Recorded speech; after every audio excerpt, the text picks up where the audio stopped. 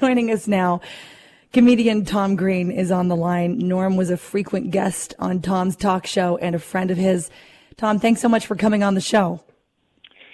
Yeah, thanks for having me. It's such a sad day for comedy and for everybody who loves comedy, and just wanted to send my condolences and sympathies to Norm's family and friends and all of his fans here in Ottawa and around the world. As you mentioned, he was from Ottawa. He went to Gloucester High School, as you mentioned. I always considered him an Ottawa boy there, eh? And, when I was a kid, I started doing stand-up comedy myself in Ottawa at Yuck Yucks, and that was before Norm had made his big, had his big break, and was before he was on SNL. And I was probably 15 years old, going down to the basement of the Beacon Arms Hotel where Yuck Yucks was at the time on Albert Street.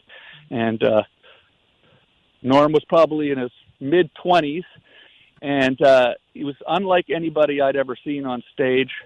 A different kind of comedy than I'd ever seen on television or anywhere. Just the acerbic, sarcastic, surprising delivery. And you mentioned his deadpan voice and delivery was something that was very new.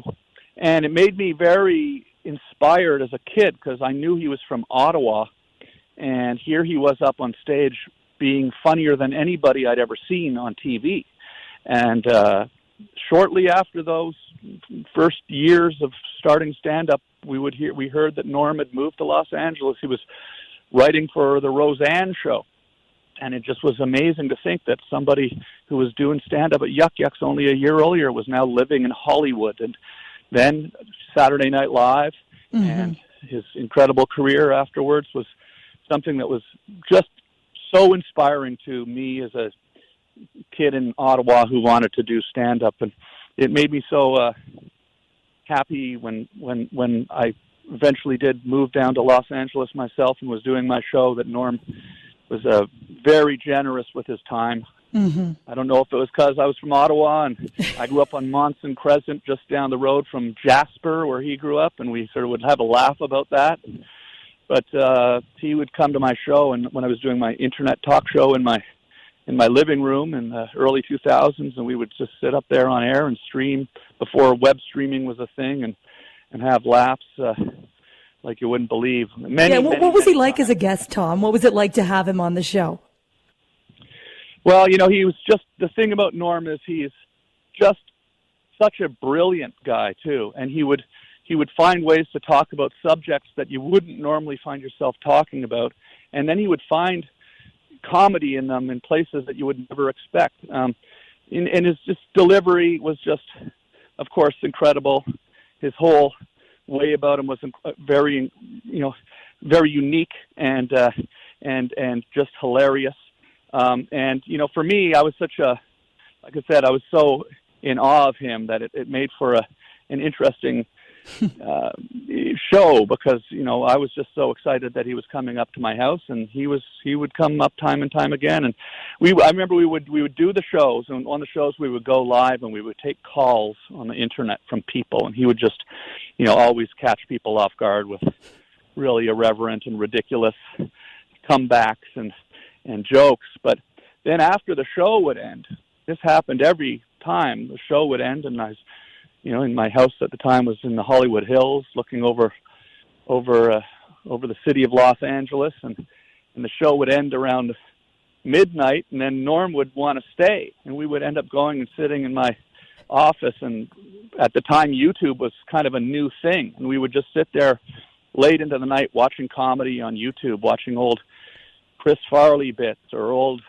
Saturday Night Live pieces or interesting, hilarious viral videos that we'd found, and we'd just sit up and he just wanted to hang out, Tom.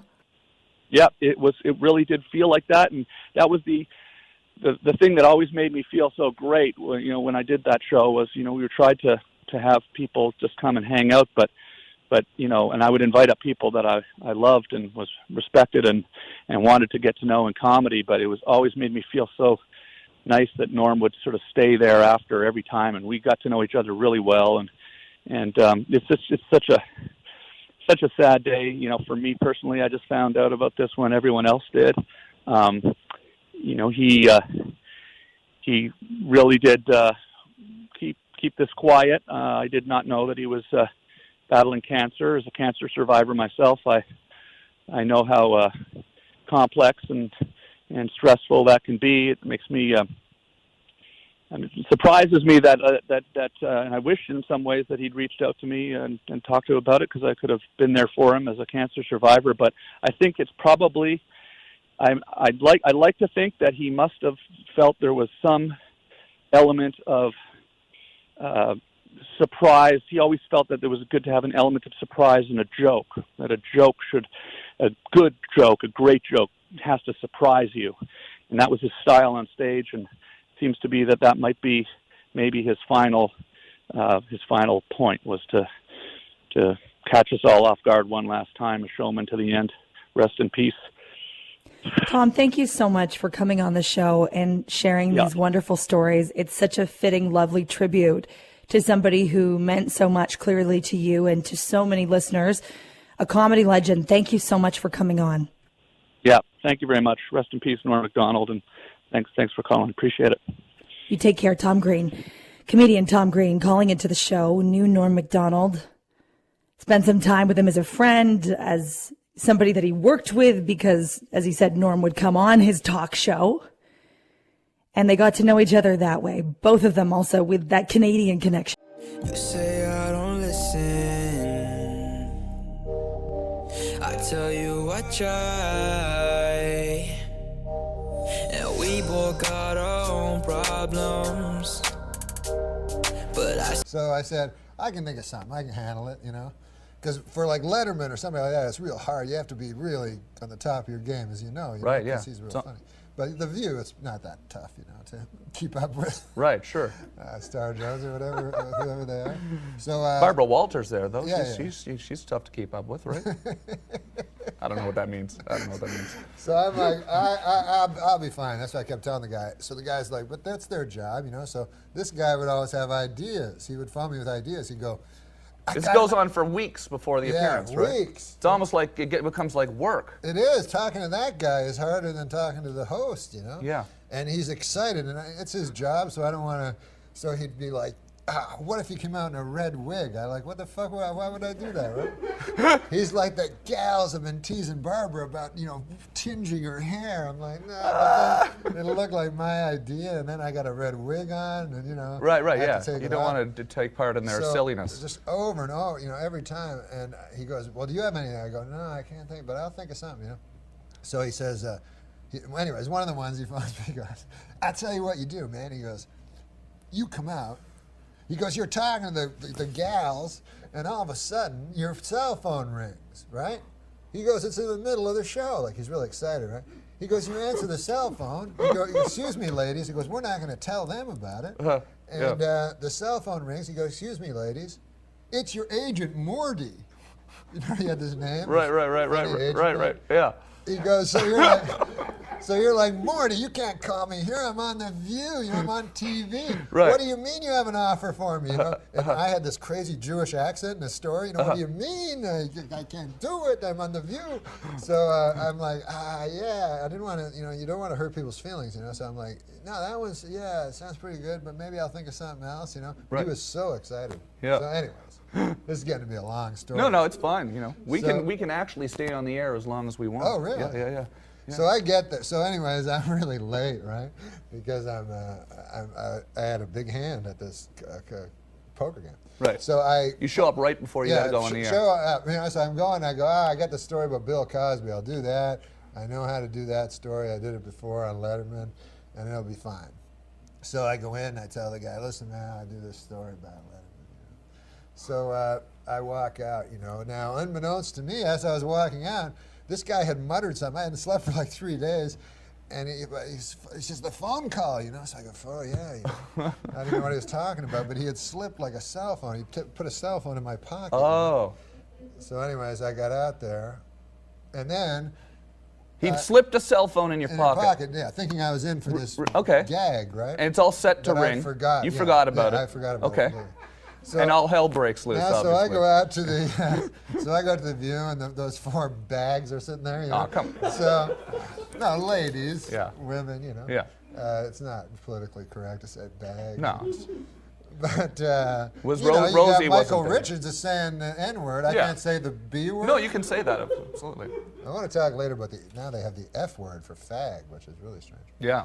But The guy from Grey's Anatomy got in trouble for yeah, saying the N guy, the N-word guy. the F word. No, but he was an N-word guy, wasn't he? I can't remember. That was the irony. Everybody's. No, he was African American. Everybody's going nuts out He there. was African American. Yeah. Said the F word. He said It'd the be F funny if word. you were an African American. You know, if you were a racist, you would not say African American. Maybe you'd say the A word, What's the A word? the African American. Oh, yeah, yeah. But so I go on the Okay, yeah. View.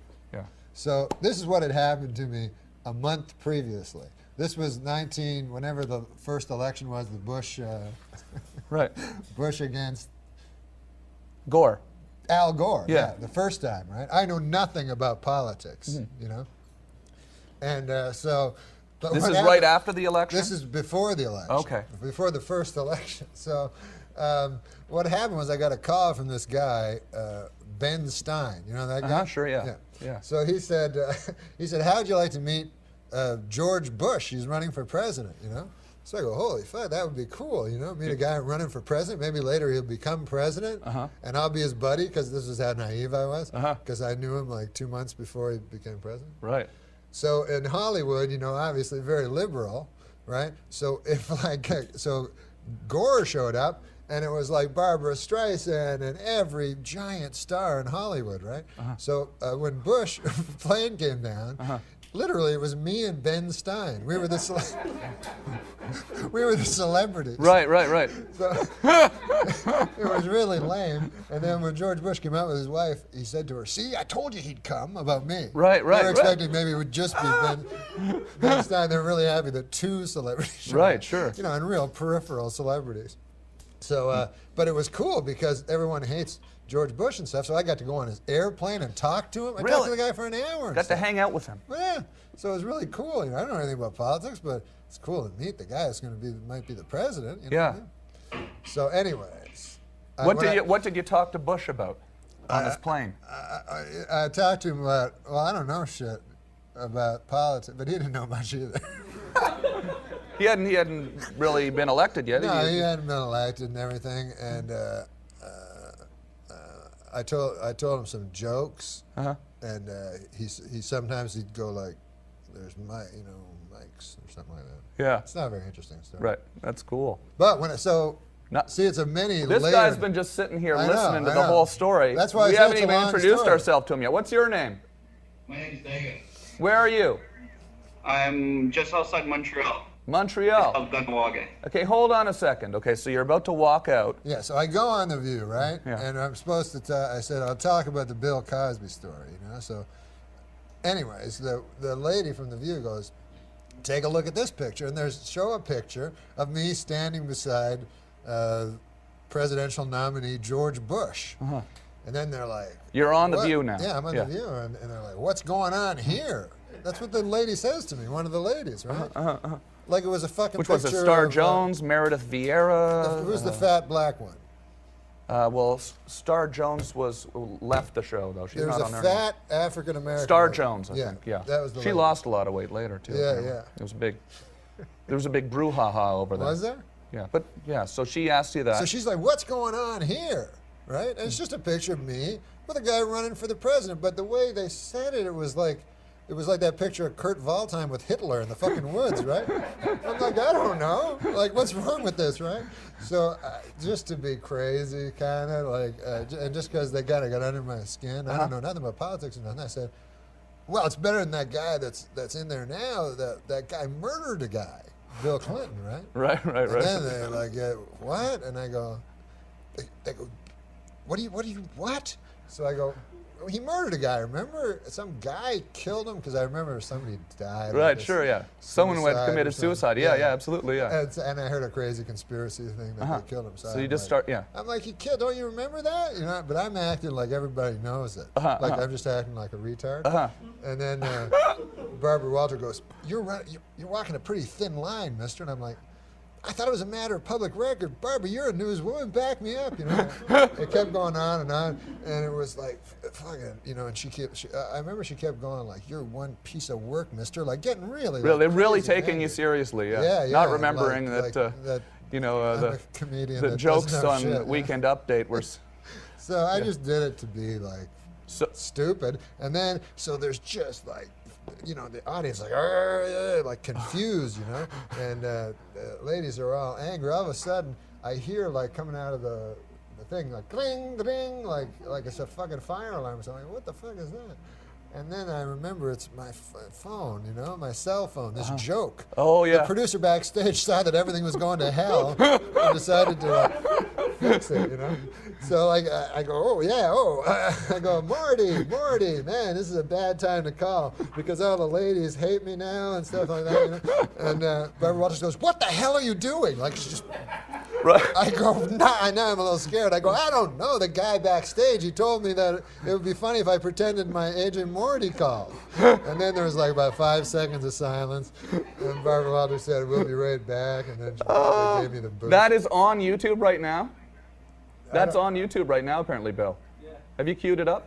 No, I don't have it yet. Oh, you don't have it? We should try to find that. Oh, my, that's uncomfortable, huh? Have you been asked back? No. No? I thought it was fun. Oh, yeah, no, that's awesome. You love those uncomfortable moments, though, right? I like it, yeah. Like with stand-up, if I bomb, I really, really like that. Yeah? Yeah. Do you ever get like that? Oh, yeah, all the time, every night here.